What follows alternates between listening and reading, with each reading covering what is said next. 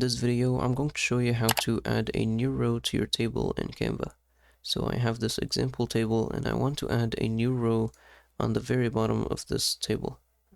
So click on any row that is on your current final row, so any of these three, and then right click on any of them. So just right click and then click on add row. If you can't right click and you're on mobile or something, then another way is to just click on any of them and then you'll see these three dots. Just click on them, which are on the left, and then it will pop up the same menu and then click on add row. And that's how you can add a new row. There's also a very easy way without right clicking. Just click on a cell, let's say a cell that's away from that final row.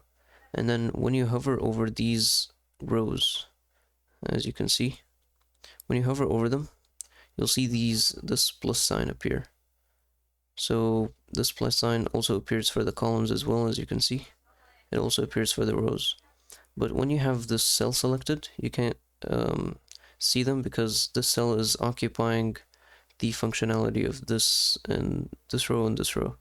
So yes, just a little bug, I guess. Canva missed, but if this border is not touching, then this plus will appear, and then you can select this, and then you can add a row like that.